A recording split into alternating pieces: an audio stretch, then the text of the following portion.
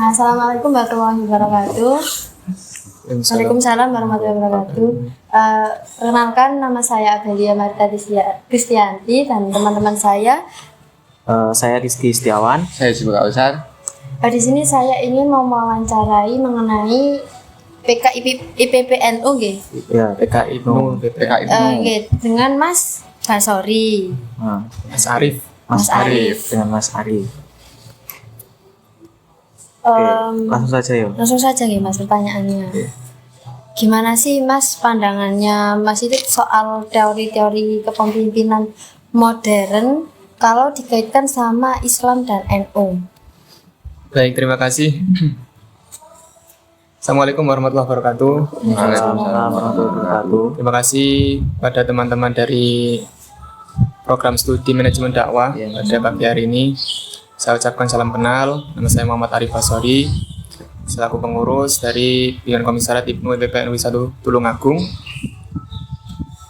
Baik, terkait dengan dengan pertanyaannya tersebut, sebelum kita membahas terkait dengan teori kepemimpinan modern, perlu sedikit saya ulas terkait dengan arti dari pemimpin, karena ini penting saya sampaikan.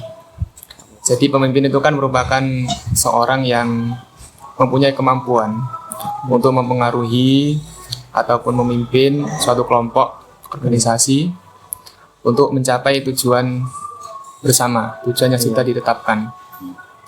Jadi kalau organisasi itu kan merupakan sekumpulan orang yang bersama-sama untuk mencapai tujuan bersama. Jadi selain organisasi itu menjadi wadah, juga harus mempunyai tujuan yang jelas. Berbeda halnya dengan komunitas. Kalau komunitas itu lebih terkerucut pada suatu bidang tertentu.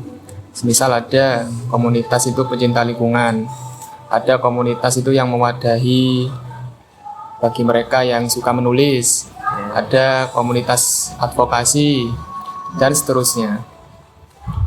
Kemudian kalau kepemimpinan itu merupakan tentang bagaimana mempengaruhi bawahan atau kelompok untuk mencapai tujuan yang sudah ditetapkan sang pemimpin ataupun tujuan bersama dari organisasi tersebut.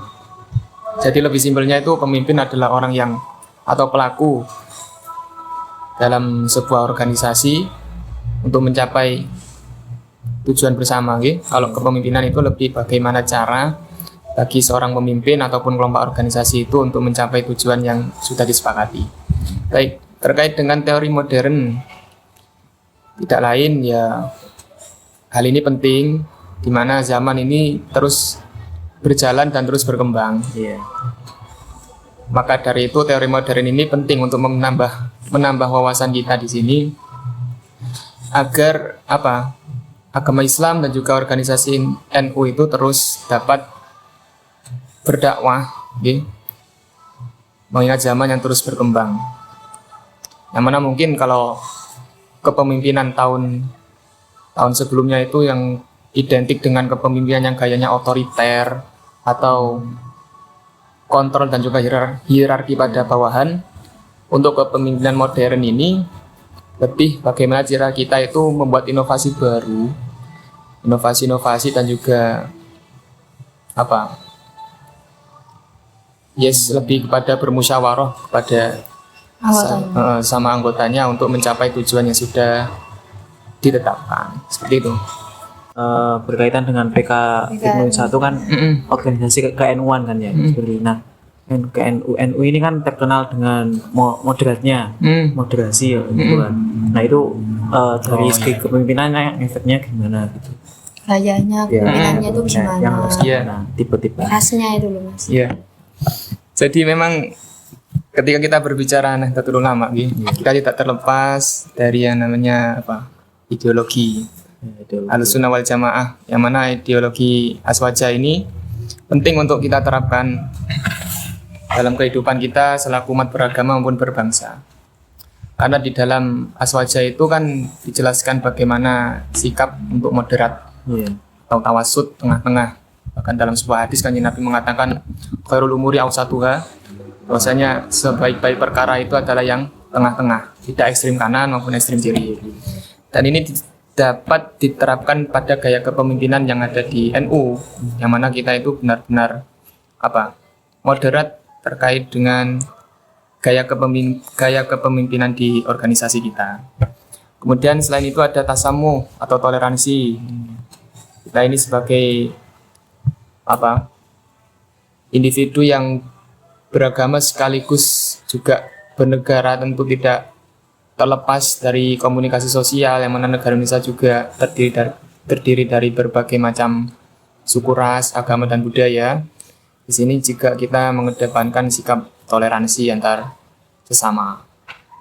Kemudian juga tidak lain gaya kepemimpinan di NU itu demi terwujudnya kemaslahatan bagi sesama. Kemudian untuk sikap moderat itu ya penting untuk kita terapkan. Bukan berarti moderat di sini kita itu terombang-ambing, itu bukan.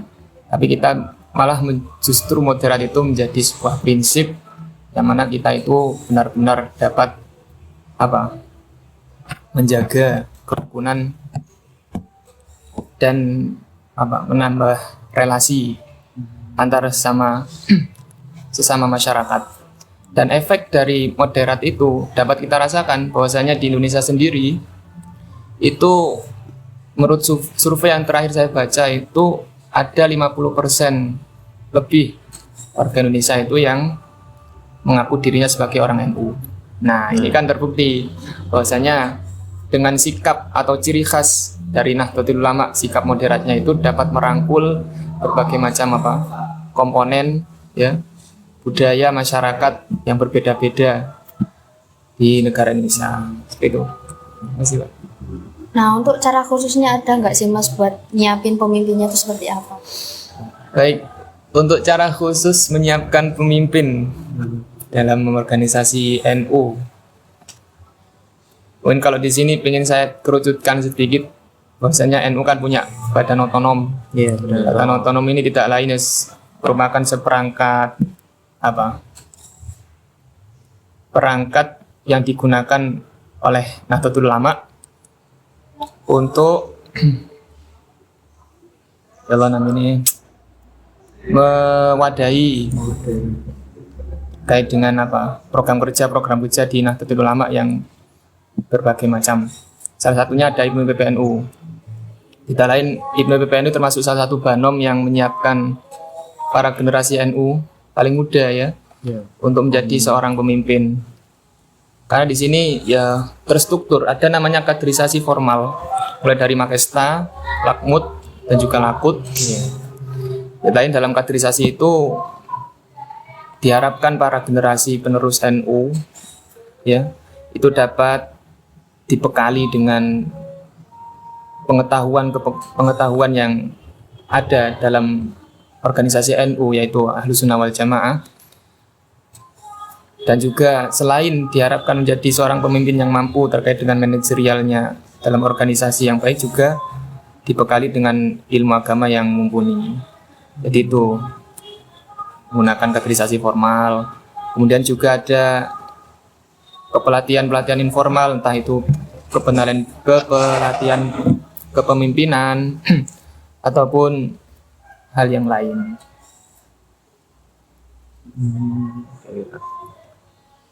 Terus biasanya kan kalau umumnya jadi pemimpin pasti kan mewadahi setiap anggota-anggotanya, entah itu keahliannya atau pasti kan kita sebagai pemimpin kan harus mewadahi kan. Nah, tantangan terberatnya itu kalau buat untuk memimpin sebuah anggota itu gimana? Suatu organisasi lah. Itu gimana keberatannya? Tidak lain, tantangan terberatnya itu, kalau boleh saya kategorikan, itu ada dua, yaitu terkait dengan internal maupun eksternal. Kalau dalam internal sendiri, bagaimana di dalam lingkup umat Islam yang mana terjadi perbedaan pendapat, perbedaan pandangan, itu dapat menimbulkan saling memusuhi, saling menjauhi.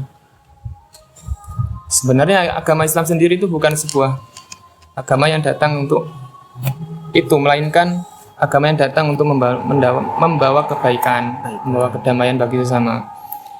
Maka dari itu perlu adanya sikap ya, toleransi, dan juga dibekali dengan pemahaman agama yang baik agar tantangan-tantangan dalam internal itu dapat teratasi. Kemudian kalau dalam tantangan eksternal sendiri, mungkin maraknya juga budaya budaya barat yang itu sedikit juga melenceng dari syariat agama Islam, sehingga para generasi NU wabil khusus itu perlu dibekali dan dibentengi terkait dengan pemahaman ataupun budaya-budaya yang sekiranya itu dapat terus kita lestarikan ya, agar organisasi Nahdlatul Ulama ini dapat terus eksis dan terus berjalan. Terus kalau soal digital nih Mas, NU sudah sejauh mana untuk Gen Z? Ya, Dunia Gen Z. dunia Gen Z.